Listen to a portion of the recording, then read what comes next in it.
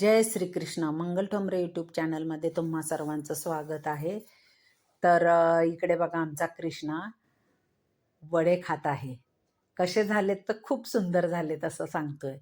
त्याला खूपच आवडतात उडीद वडे. तर हे खुसखुशीत आणि अगदी चविष्ट असे हे वडे कशा प्रकारे केले आहेत, काय काय टिप्स आहेत, हे या व्हिडिओमध्ये मी सांगणार आहे. तर शेवटपर्यंत हा व्हिडिओ तुम्ही पहा. तर इकडे मोठी 2 वाट्या उडदाची डाळ भिजत घातलेली आहे. तर ही उडदाची डाळ अखंड उडीद डाळ आहे, साल काढलेली. तर जवळजवळ 6 तास ही भिजत घातली होती. आता थोडे थोडे पाणी टाकून, तर इथे एक महत्त्वाची टिप, थोडंसं पाणी टाकायचं. अगदीच कमी पाणी टाकलं तर वडे कडक होतात.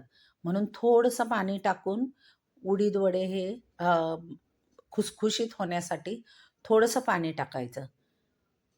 अगदीच कोरडी अशी डाळ वाटायची नाही. आणि त्याच्यानंतर ही सगळी डाळ वाटून घेतलेली आहे. आणि डाळ वाटताना त्याच्यामध्ये एक एक एक 2-3 मिरचीचा मी वापर केलेला आहे, हिरव्या मिरचीचा. आणि त्याच्यानंतर आता हे डाळ वाटून झाली आहे, तर त्याच्यामध्ये थोडंसं मीठ टाकलेलं आहे. आणि सगळ्यात महत्त्वाची ही स्टेप आहे की पीठ एकदम मीठ टाकल्यानंतर खूप छान फेटून घ्यायचं. तर अशा पद्धतीनं हे पीठ एकदम लूज झालं पाहिजे. जेवढं तुम्ही पीठ हे फेटून घ्याल तेवढे वडे आपले सॉफ्ट आणि खुसखुशीत होतात. आतून एकदम असे मऊ मऊ लुसलुसीत आणि वरून असे खुसखुशीत क्रंची असे होतात. तर आता हे आपलं वड्याचं पीठ तयार आहे, बाजूला ठेवूया आणि चटणीची तयारी करूया. तर इथे मी ओला नारळ घेतला आहे, त्याच्यामध्ये थोडेसे डाळे टाकलेले आहेत, 2-3 हिरव्या मिरच्या टाकल्या, तसेच कोथिंबीर टाकलेली आहे. चवीनुसार मीठ टाकायचं आणि अगदी थोडीशी साखर टाकायची. तर हे सगळं मिश्रण छान बारीक वाटून घ्यायचं. तर ही आपली नारळाची चटणी तयार होत आहे. आता याच्यामध्ये 2 ते 3 चमचे दही टाकून, परत थोडंसं पाणी टाकून छान बारीक वाटून घ्यायचं.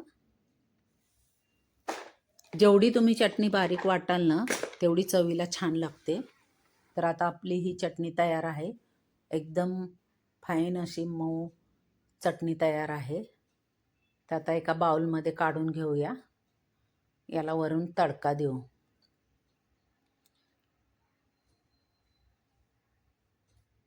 तर एका छोट्याशा पॅनमध्ये तेल घेतलेलं आहे. त्याच्यामध्ये खूप सारी मोहरी टाकायची. मोहरी छान तडतडली, कढीपत्ता आणि हिंग टाकायचा. तर अशा पद्धतीची ही चटणी आपली तयार होत आहे. त्याची फोडणी पण तयार होत आहे.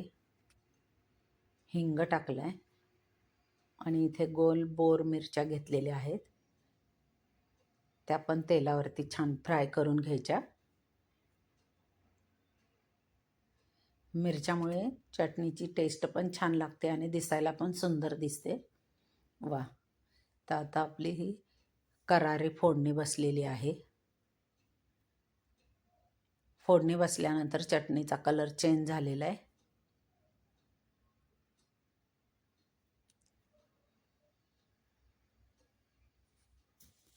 तर आता आपण कढईमध्ये तेल गरम करायला ठेवूया.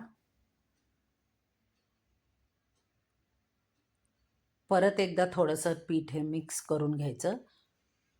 तर बघा त्याच्यामध्ये असे बबल्स झाले ना की खूप सुंदर वडे होतात.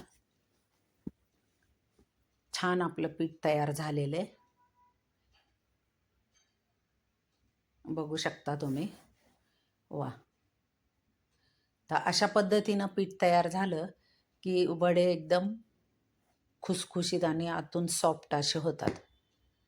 तर आता आपण तेल पण गरम झालेले, हाताला पाणी लावून हे असे एक एक वडे टाकून घेऊया.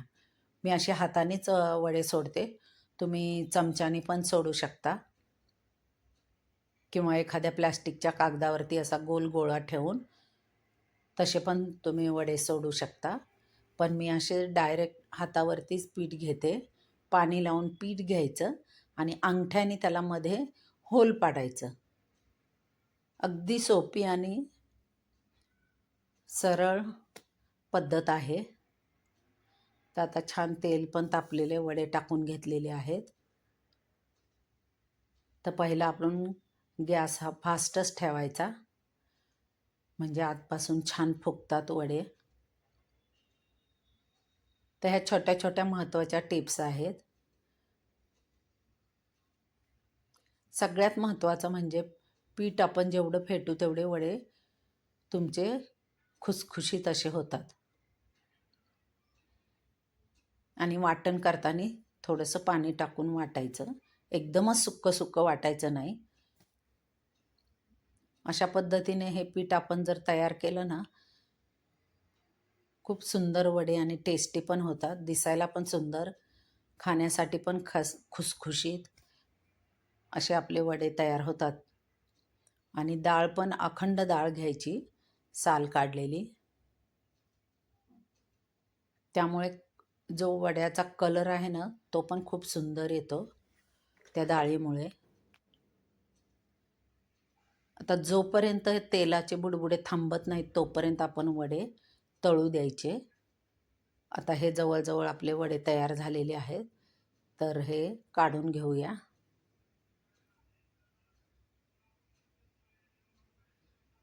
तर अशा पद्धतीने बाकीचे पण वडे आपण इथे तळून घेतलेले आहेत, घेत आहे. तर आपले हे वडे आणि चटणी तयार आहे. तर मैत्रिणींनो, तुम्हाला माझा हा व्हिडिओ आवडला असेल तर नक्कीच लाईक करा, सबस्क्राईब करा आणि बेल आयकॉनवरती प्रेस करा. आणि असेच नवनवीन व्हिडिओ पाहत राहा आणि खात राहा. संपूर्ण व्हिडिओ पाहिल्याबद्दल तुमचे मनापासून धन्यवाद.